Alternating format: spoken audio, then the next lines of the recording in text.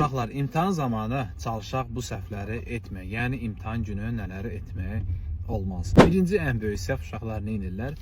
İmtahana gedəcək, bütün nəsil var yox, hamısı yığılıb gedirlər imtahana. İmtahan zamanı nənə bir yanda oturub. Bala bu uşaq. Hə, əlində güya ömrü boyu açsın bu kitabınızı, indi bu yadına düşüb, nəyəsə oxuyur. O yanda ana bir yanda da ürəyi partlayır, dədə bir yanda da düşüb bir təhər olub, babanı bir yanda yazığı gətirib oturtdurublar stulda. Uşaqlar lazım deyil, bu vəziyyət lazım deyil. Mən məsələn heç bir imtahanda böyüklə, yaxınla filan da getməmişəm.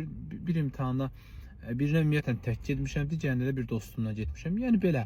Ona görə uşaqlar, məsləhət deyil, bir dostunuzla, varsa böyük bacı, qardaşla, kimlənsə elə gedə bilərsiniz. Daha böyük insanlarla getməyə məsləhət görmürəm. Birinci, imtahandan bir gün qabaq, 2 gün qabaq soyuq şeylərdən biraz uzaq dur. Yəni istirahət adı ilə soyuq kolanı, fantanı löppülləmə də. Yəni soyuq şeylərdən biraz uzaq dur, Allah qorusun. Bir dənə boğazın soyuqladı, onun verdiyi qızdırma bəsdir ki, sən imtahanın ən azından bir 50 balın getdidir. Yəni böyük təsir edə biləcək. Ona görə bu şeydən də xüsusi ehtiyatlı olun. İmtahan günü özünüzlə əgər baş ağrılarınız olursa, yaxşı bir ağrı kəsici götür ki, gördüyün içəri gələndə hiss edin ki, artıq baş ağrısı olur, nəsə narahatlıq baş verir. Elə həmin dərmanı da istifadə edin.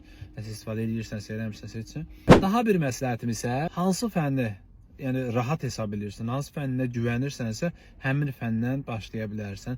Səni daha çox yoran fənlə başlamağa məsləhət görmürəm. Çünki sən orada bütün enerjini sərf edəcəksən, digər daha rahat gələn fəndə əziyyət çəkə bilərsən. Ona görə onu məsləhət görmürəm. Mən müəllimə söz vermişəm, müəllim inciyəcək filan. Uşaqlar, siz hələ həyatın bir çox üzlərini görməmisiniz. O səni əzizləyən müəllim sabah sənin qrupundan, sinifindən bir nəfər 300 ballı uşaq çıxsın, görsənlə onun arasında nə qədər fərq qoyacaq. Yəni həyat biraz dəyişkəndir.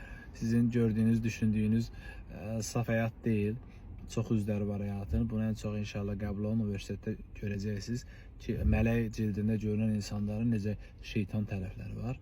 Ona görə yəni özünüzü düşünün. Yəni öz ətrafınızı, yaxınlarınızı, yəni yaxın ətrafınızı düşünün.